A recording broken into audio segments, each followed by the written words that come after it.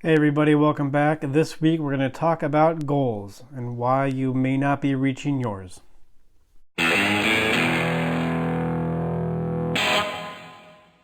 Goal setting is something that everybody talks about. Page 3 of any self-help book.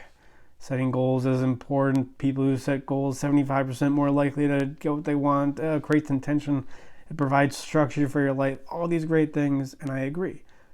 However, I think setting goals is only one part of the achievement equation. There's this other part that keeps coming up and getting in the way, and indicated by the fact that most people who do set goals don't really get what they want. Like I always say, if goal setting was going to change the world, it would have done it already.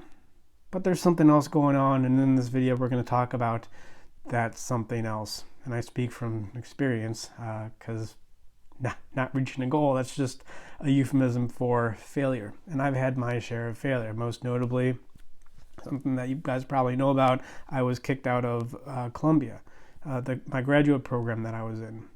Interesting, right? I mean, my goal was to get my PhD, but something happened and it didn't work out. I mean, did I not make my goal hard enough? Should I have written it down more? And then I look at other instances in my life where things didn't really work out, like for relationships. I wanted the relationship to go in one direction. Let's go this way, but it would always go this way. Well, what's going on? My goal was to go, but I'm this way. Interesting. And through my many failures, I've had an insight. And this insight is this: you are not, or you don't achieve the highest thing that you can imagine for yourself. Your highest self, your loftiest goals, that's not what you're going to get in life. What you're going to get in life is the least of what you accept. What you're going to get in life is the lowest thing that you can accept for yourself. That's why you're not reaching your goals. Not because you're not making the right goal, or, I mean, maybe that's part of it, or anything like that, but it's you can accept less. You can see yourself getting less, and a part of you is okay with getting less. So that's what you're going to get. So if you want to make a lot of money, let's say, okay, so your goal is to make a lot of money. Great. But what happens when you make a lot of money? Well, you can't maybe watch Netflix as much. Maybe you have to leave your apartment more. Maybe you have to talk to more people. Maybe you have to talk on the phone. You don't really like doing those things, so you're going to unconsciously not make more money. That's just where you're going to end up, because you can see yourself just watching Netflix all day. Or you want to get a girlfriend by the end of 2020, or let's just say go on one date by the end of February. But that doesn't happen. Well, why not? Well, because you totally can accept yourself. You're totally okay with, holding yourself up on YouTube. So the girl getting a date or getting a girlfriend is going to be much less likely to happen if you can accept where you are right now. So I think the question is, how do we change what you accept? Well, this comes down to your boundary. It comes down to your identity with who you are. And you probably heard that term before, which is why I use it in my unification of psychology. It's just helpful to use terms that people have already used and not redefine them, but just give a different explanation of where they come from. I mean, very much like when Einstein said energy equals mass times the speed of light squared. He's not using new terms. He's using terms that everybody knows, just giving a different explanation, different context for these terms. Am I comparing myself to Einstein? Yeah, maybe a little. But this comes down to your boundary and how to develop it. And sure, setting a goal, that's one part of your boundary. Saying, I want to do X, Y, Z. That is you making some kind of intention, some kind of,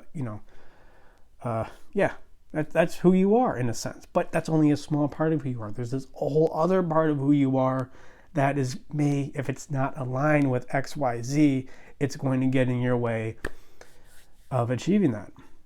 And this is what I've experienced in my life, and I think it's a really helpful insight. So the point is, work on your boundary. Not just the goal part of your boundary, but your entire boundary, your entire identity.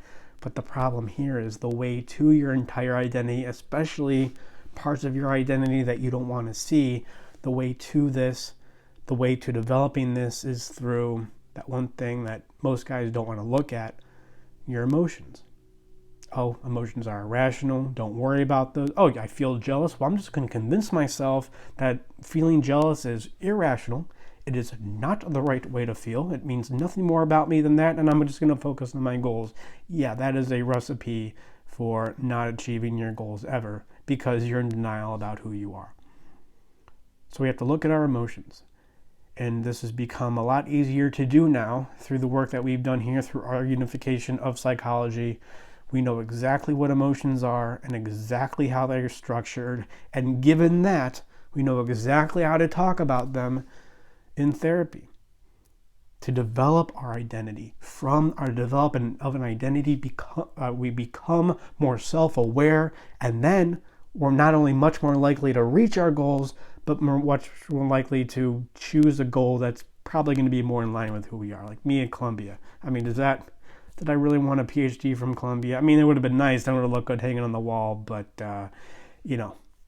maybe there was just some disagreements there. There are some boundary issues between me and that school that it just wasn't going to work out, and that's fine now.